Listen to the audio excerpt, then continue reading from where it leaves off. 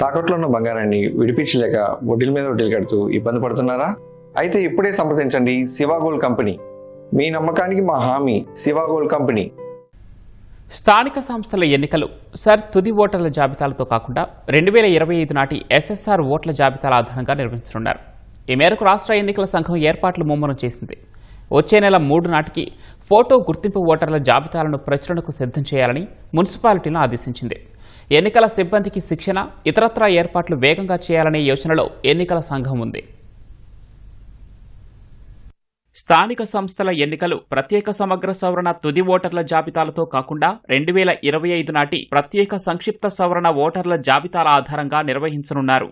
October 3న తుది ఓటర్ల జాబితాలు ప్రచురించనున్నారు. వాటిని ప్రామాణికంగా తీసుకుని స్థానిక సంస్థల్లో ఓటర్ల జాబితాలు ప్రచురిస్తే ఎన్నికల నిర్వహణలో జాప్యమవుతుందని అధికారులు భావిస్తున్నారు. ఈ కారణంతో 2025 నాటి జాబితాలకే ఎన్నికల సంఘం అనుమతించింది. ఈ మేరకు పుర నగరపాలక సంస్థలు, నగర పంచాయతీల్లో ఫోటో గుర్తింపు ఓటర్ల జాబితాల ప్రచురణకు ఏర్పాట్లు చేస్తున్నారు. స్థానిక సంస్థలకు అక్టోబర్లో ఎన్నికలు నిర్వహించాలన్న యోచనతో ప్రభుత్వం ఉందన్న సమాచారంతో రాష్ట్ర ఎన్నికల సంఘం ఏర్పాట్లు ముమ్మరం చేస్తోంది. మరోవైపు బీసీ రిజర్వేషన్లకు సంబంధించి డెడికేటెడ్ కమిషన్ శుక్రవారమే నివేదికనిచ్చింది. రిజర్వేషన్లపై ప్రభుత్వం త్వరలో నిర్ణయం తీసుకునే అవకాశాలున్నాయి. కీలకమైన రిజర్వేషన్ల ప్రక్రియ పూర్తయిందంటే ఎన్నికలు సమీపించినట్లుగానే భావించాలని అధికారులు అభిప్రాయపడుతున్నారు. ఈ నేపథ్యంలోనే ఓటర్ల జాబితాల ప్రచురణ మున్సిపాలిటీల్లో వచ్చే నెల 3లోగా, ఇప్పటి వరకు జాబితా సిద్ధం చేయని సుమారు 50 పంచాయతీల్లో ఈ నెల 17లోగా పూర్తి చేయాలని పురపాలక, పట్టణాభివృద్ధి, పంచాయతీరాజ్ శాఖలను ఎన్నికల సంఘం ఆదేశించింది. పంచాయతీలో పోలింగ్ కేంద్రాల ఎంపిక,